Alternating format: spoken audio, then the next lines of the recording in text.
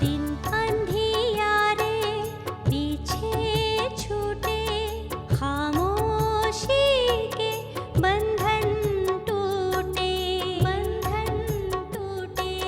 जागा है मुझ में शक्ति का रूप, मुझको मिली मेरे हिस्से की धूप, मुझको मिली मेरे हिस्से की धूप, हिस्से की धूप, हिस्से की धूप।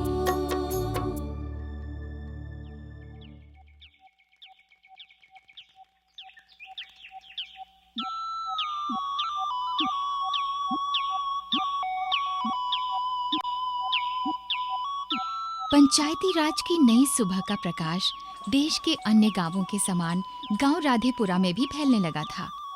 एक नए युग की आहट गांव के रास्तों पर सुनाई दे रही थी।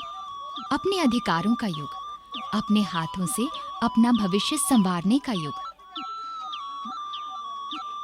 आज हवाओं में उमंगों का संगीत था, धरती के होठों पर आशाओं के गीत थे, और इन सब के बीच इस नए युग का एक ऐलान भी गूंज उठा था, पंचायत के चुनाव का ऐलान।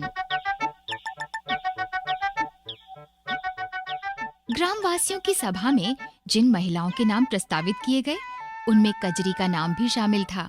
अपने वार्ड से उसे ही पंचायत का चुनाव लड़ने को कहा गया।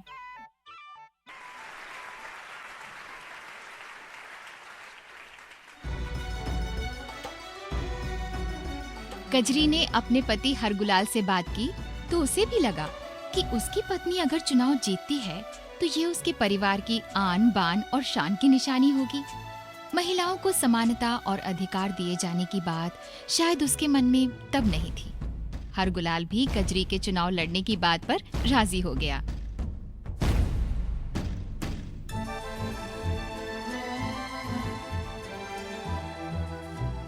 गांव में चुनाव की चहल पहल बढ़ गई थी और साथ ही कजरी का गांव वालों से मिलना जुलना भी। हरगुलाल भी अपनी जोरू के लिए वोट मांग रहा था। कजरी को स्कूल की मास्टरनी जी का सहयोग और समर्थन भी प्राप्त था।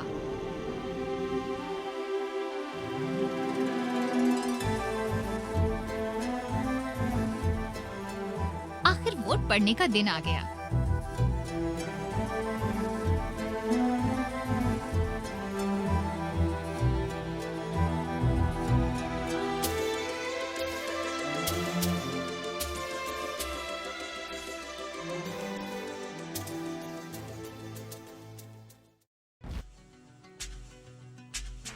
जब वोटों की गिनती खत्म हुई तो कजरी को अपने वार्ड से निर्वाचित घोषित किया गया। वो अपने जीवन के इस नए रास्ते पर पहला कदम बढ़ा चुकी थी।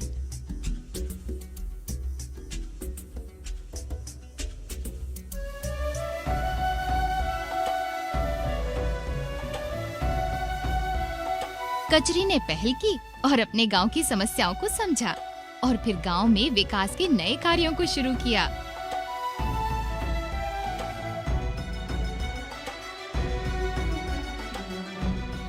सेहत, सुविधा और संपन्नता लाने के लिए हर तरफ काम हो रहा था।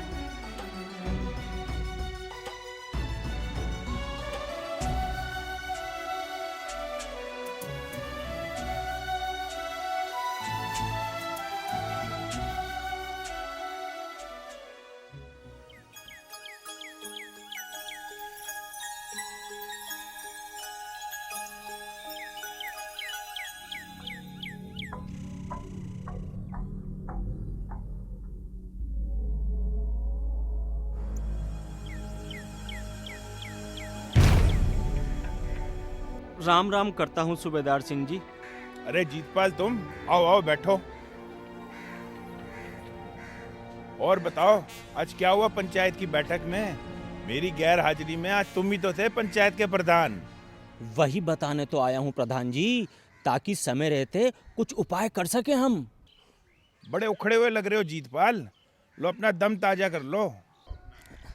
नहीं नहीं प्रधान जी, मुझे नहीं मारना दम।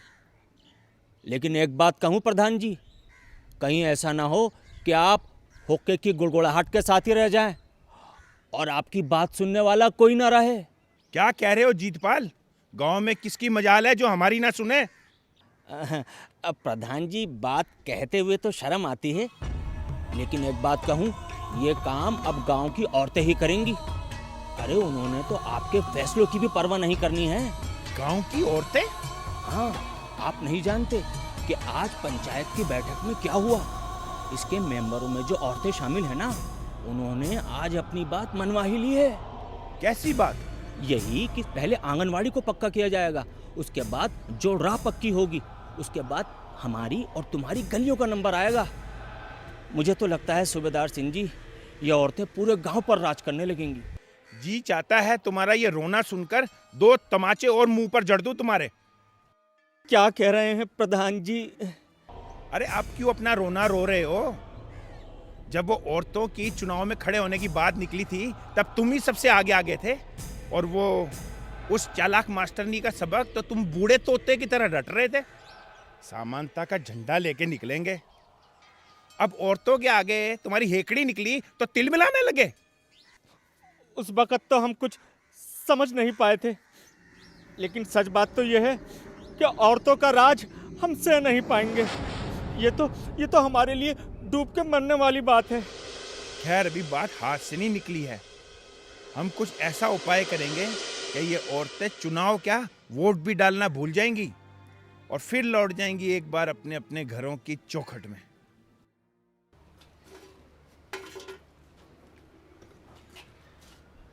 अरे बिरजू, ओ सोहन, लो बस की सवारी उतरने से पहले मैंने तुम्हारी चाय बना दी, नहीं तो इतनी जल्दी तुम्हारा नंबर नहीं आता। ए बिरजू, कहाँ खो गया रे? अरे चाय पकड़, चिंता काहे करता है, मैं लिख दूंगा तेरे खाते में। लाओ काका, लो ले भाई बिरजू। क्यों भाई, तू रात फिर गया था नौटंकी देखने? हाँ भैया, का नाच था। अरे रात नौटंकी में हीरोइन ने ऐसा नाच दिखाया कि अभी भी धमक उसकी कानों में मेरे गूंज रही है। ऐसा बात। लाओ भैया चाय पिए हम तो। राम राम काका। जय राम जी की हरगुलाल भाई। और बढ़िया, मजे में सब? सब मजे में। चल। क्यों हरगुलाल, तू रात नसीबपुरा की नौटंकी देखने ना गया था? फालतू बात तो हमसे करियो मत। लो भला, अब इसमें फालतू की बात क्या हुई भैया? भैया तुम फालतू बात तो कर ही रहे हो। हाँ? भाई हरगुलाल को नौटंकी में जाकर नाच देखने की क्या पड़ी है? अब तो घर में ही नाचे लेंगे। और ये पूछो कि कौन नचाएगा? कौन? अरे हमार भौजाई और कौन? गलत कह रहा बिरजू। का गलत कह दिया भैया? अबे खाली भौजाई थोड़ी रह गई है, तो कहाँ रह गई है? पंचायत की मेंबर हो गई है, मेंबर। ओह, तो का बोले, पंचायती भौजाई। हाँ सही। क्यों भाई हरगुलाल, भौजाई तो चली जाएगी पंचायत की बैठक में, और घर के काम तो तू ही करेगा, दौड़ दौड़ के, नाच नाच के। बस फिर क्या है भैया, नौटंकी बन गई घर में। हाँ। हैं? एक कमी रह गई है, पाँव में घुंघरू और डाल लो तो सारी कमी पूरी। सही कह रहा है। अरे हरगुलाल, ये लोग तो ऐसे ही बोलते रहेंगे। तू बोल, तुझे क्या चाहिए? मीठे बिस्कुट दे दे। बालक ने हट किया होगा बिस्कुट का। ना बालक ना खाएगा तो मैं खाऊंगा।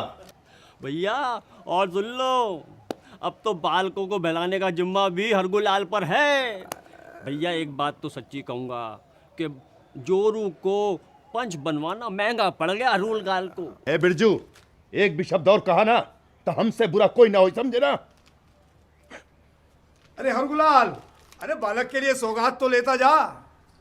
क्या रे बिरजू, तुम लोगों के हंसी ठट्टे में मेरे 4 बिस्कुट भी बिकने से रह गए।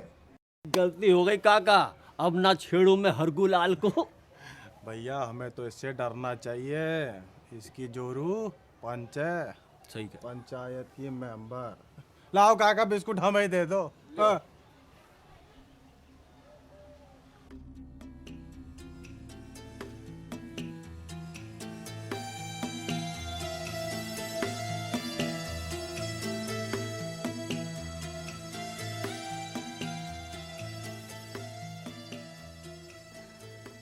सो गया मेरा लाल। तुमने इसे खिचड़ी खिला दी थी ना? नहीं। नहीं खिलाए? अरे तो क्या बालक भूखा ही सो गया? बालक का इतना ही ख्याल था तो खिला के चली जाती। तुम्हारे सामने की तो बात है, उस वक्त ना खाने की जिद कर रहा था। अरे मुझे भी तो पंचायत की बैठक में जाना था। बस यही बात का तो सारा रोना है। अरे तुम बन ही का है पंचायत की मेंबर। अरे तो क्या इसमें तुम्हारी मर्जी न थी? गांव की सभा में 4 सयाने लोगों ने कहा, और वो स्कूल की मास्टरनी, वो तो घर तक आई थी मुझे समझाने। सभी ने तो कहा कि कचरी तुम थोड़ा पढ़ी लिखी हो, सोचना विचारना जानती हो, तो क्यों ना तुम ही खड़ी हो जाओ अपने वारड से। पर अब वो लोग तो परे हो गए ना। इस गांव के ताने तो हम ही को सुनने पड़ते हैं। अरे हमरे तो मती खराब हो गई थी जो तुमको चुनाव लड़वाया। देखो गांव के लोग तो यूं ही फालतू बके हैं। तुम उनकी बातों में ध्यान मत दो। बस कजरी बस, बहुत हो गया। और हम ताने ना सुन सकते हैं। हम एक मर्द हैं और तुम एक औरत। और वैसे भी जमाने के चलन को तुम ना बदल सकती हो। तो फिर क्या है तुम्हारे मन में? साफ साफ क्यों नहीं बताते? अरे हमरे मन की छोड़ो, अपने मन की बताओ। तुम्हारे मन में क्या है? कहीं पंचायत की मेंबरी से लगाव तो ना हो गया है तुमको? देखो उल्टी बात तो करो मत। जो मेरे मन की मानना चाहो तो थोड़ा सब्र से काम लो। अरे जब गांव की पंचायत ने गांव में विकास के 1-2 काम कर दिए हैं तो मेरे साथ तुम्हारी भी तो तारीफ ही होगी ना। अगर जो बात समझ में आती है तो ठीक है, वरना छोड़ देती हूँ मैं पंचायत की सीट को। हाँ, और मैं कल ही जाती हूँ मास्टरनी जी से बात करने। अब उनसे क्या बात करोगी? क्या करोगी? यही कि मैं पंचायत की सीट से हट सकूं या नहीं। तो कल काहे को? आजे जाके बतिया लेते हैं। बड़ा औरतों के अधिकार को लेकर डंका बजा रही थी ना। जाते हैं बतिया लेते हैं।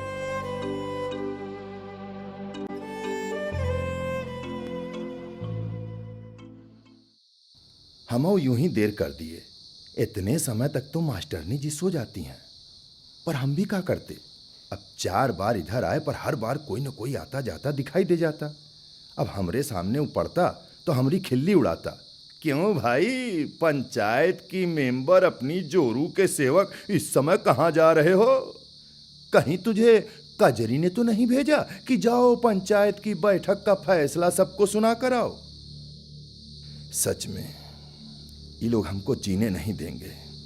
ईका मास्टरनी जी के कमरे की बत्ती जल रही है, इसका मतलब अभी वो जाग रही।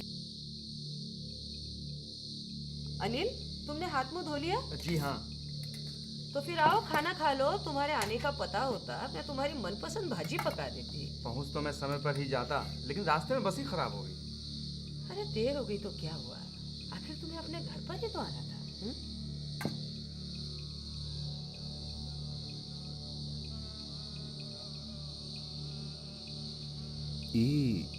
मास्टरनी जी के यहाँ इतनी रात कौन आ पहुंचा है? बड़ी खातिर कर रही हैं उसकी। आखिर माजरा का है। खिड़की का पल्ला जरा खोल के देखता हूं।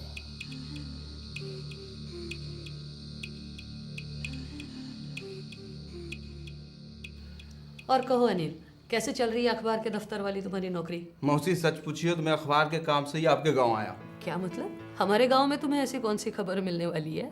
मौसी, सुना है कि आपके गांव की महिलाओं में नई समझ पैदा हो रही है और पंचायत सदस्य के रूप में भी वो अपनी जिम्मेदारी निभा रही हैं। मैं इसी बारे में अपने अखबार में लिखना चाहता हूँ। आप शायद नहीं जानती कि हमारा अखबार गांव की धरती से जुड़े ऐसे समाचारों को प्राथमिकता देता है। ये तो बहुत अच्छी बात है।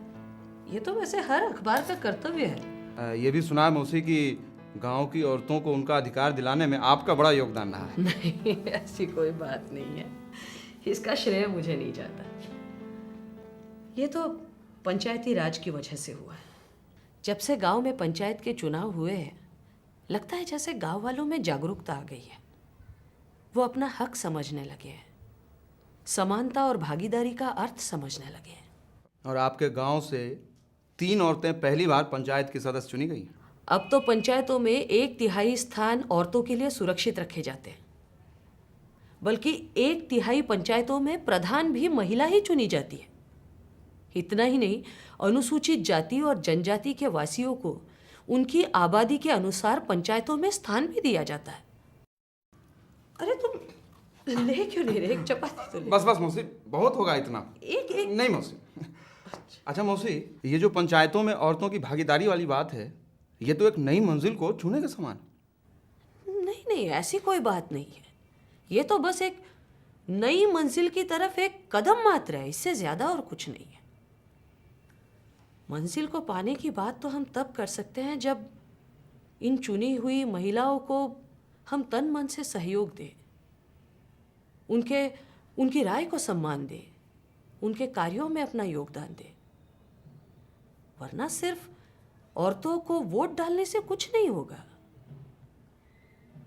उनके गले में फूल मालाएं पहनाने या फिर उनकी जीत पर ढोल बजाने से बात पूरी नहीं होती। क्या आपने अपने गांव में ऐसा कोई व्यवहार देखा है किसी का? अब तो हमारे गांव में और दूर दराज के गांव में भी ये कड़वी सच्चाई महसूस की जा सकती है। महिलाओं की भागीदारी से पुरुषों के अहंकार को चोट तो पहुंची है। अब तो चुनी गई महिलाओं के परिवार वाले भी उनसे असहयोग करने लगे हैं। बात गलत है। जब तक हम इस सामाजिक बुराई को दूर नहीं करेंगे, हम पंचायती राज के मकसद को पूरा नहीं कर सकते। अब ये खिड़की का पल्ला कैसे खुल गया? मैंने तो बंद किया था। कौन है? कौन? हरगुलाल? सुनो सुनो तो, हरगुलाल। क्या हुआ मौसी? कौन था यहाँ खिड़की पर? हरगुलाल था, कजरी का पति। ये कजरी कौन है? कजरी इस बार हमारे पंचायत में सदस्य के रूप में चुनी गई है। पर वो यहाँ क्यों आया था? पता नहीं, पर पता करना पड़ेगा।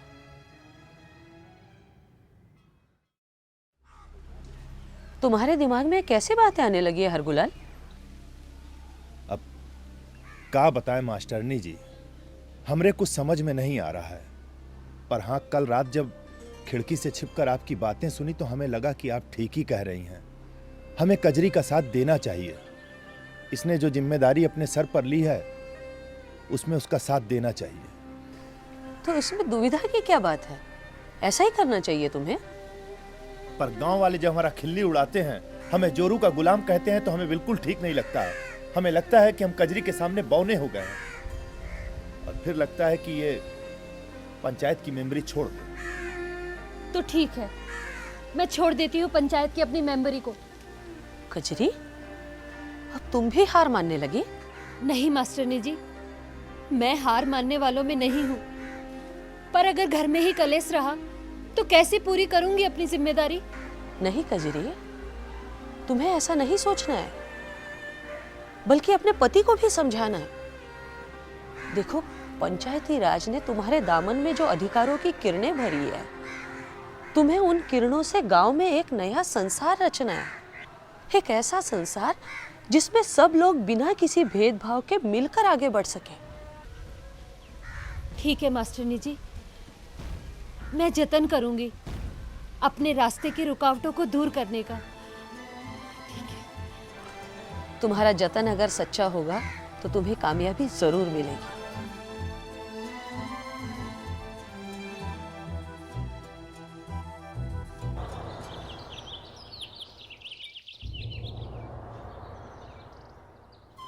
कोई बताएगा मुझे ये पत्थर किसने गाड़े हैं? जहाँ पंचायत की बैठक होती हो, वहाँ इन पत्थरों का क्या काम? इन्हें पत्थर मत कहिए प्रधान जी, अरे इनके आगे शीस नवाइए। ये तीनों देवियों की मूर्तियां हैं और आप तो सदा मूर्तियों का सम्मान करते रहे हैं। ये मूर्तियां तुमने स्थापित की है कजरी? जी हाँ, पंचायत के लिए चुनी गई गांव की हम 3 औरतों ने ही इन मूर्तियों की स्थापना की है। ये 3 मूर्तियां हमारा ही रूप है, हमारा ही प्रतीक है। तुम कहना क्या चाहती हो कजरी? जीतपाल जी, कल देवी माँ हमारे सपने में आई थी। उन्होंने ही कहा कि हम पंचायत में खुद ना जाकर वहाँ निशानी के तौर पर अपनी मूर्तियों की स्थापना कर दें। अब पंचायत में मान सम्मान पाने का यही एक तरीका है। आखिर ये कैसा तरीका है मान सम्मान पाने का? क्यों जीतपाल जी, क्या आप पत्थर की बेजान मूर्तियों का सम्मान नहीं करते? क्योंकि वो आपके किसी फैसले पर उंगली नहीं उठाती। आप जो करना चाहते हैं अपनी मर्जी से, उसमें रुकावट भी नहीं बनती। इसीलिए आप उनसे खुश भी रहते हैं। तो क्या ऐसा सौभाग्य हम 3 मेंबर औरतों को नहीं मिल सकता? और वैसे भी आप भी तो यही चाहते हैं। पर हम कैसे मान लें कि देवी माँ तुम्हें सपने में आई थी? चिंता क्यों करते हो जीतपाल जी? सपने हकीकत का ही रूप होते हैं। और कजरी ने जो कहा, क्या वो हकीकत नहीं है? आप नारी की निर्जीव प्रतिमा में देवी का रूप देखते हैं, उसके सामने शीश नवाते हैं, उसे फूल मालाएं चढ़ाते हैं, व्रत उपवास भी रखते हैं। पर जब कोई नारी प्रत्यक्ष रूप में आपके सामने अपने अधिकार रखती है, आपके साथ भागीदार होकर विकास की राह में आगे बढ़ना चाहती है, तब आपके अहंकार को चोट पहुंचती है।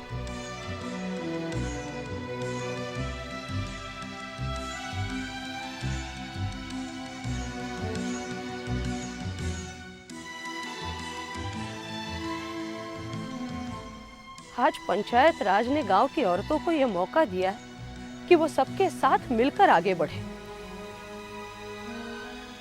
उसके अस्तित्व को एक नया रूप मिलने वाला है। आप उसके उस रूप को ही नकार रहे हैं। आज उसके अपने परिवार वाले लोग उसका साथ देने के लिए तैयार नहीं है। पत्थर की मूर्ति के रूप में नारी का सम्मान और एक जीवित नारी का अनादर।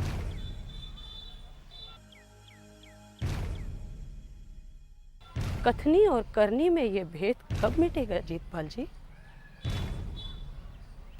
कब दूर करोगे अपने मन से दंभ के इस दर्प को?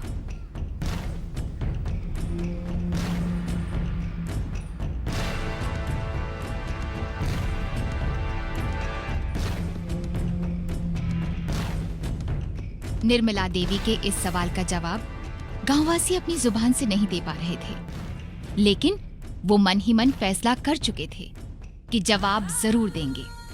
पंचायत के लिए चुनी गई महिलाओं से सहयोग दिखाकर, उनकी राय को सम्मान देकर, अपने साझे प्रयत्न से पंचायती राज को कामयाब बनाकर, और शायद इससे बेहतर कोई तरीका था भी नहीं अपने मन से उठते इस जवाब को साकार करने का।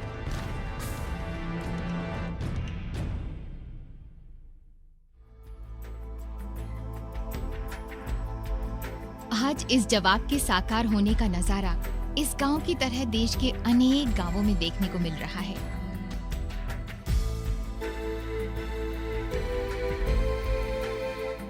पंचायतों के जरिए विकास के कार्यों को आगे बढ़ाया जा रहा है। जरूरतमंद गांव वासियों तक योजनाओं का लाभ पहुंचाया जा रहा है। महिलाओं को मान सम्मान दिया जा रहा है। महिला पंचायत सदस्यों के फैसलों पर अमल हो रहा है।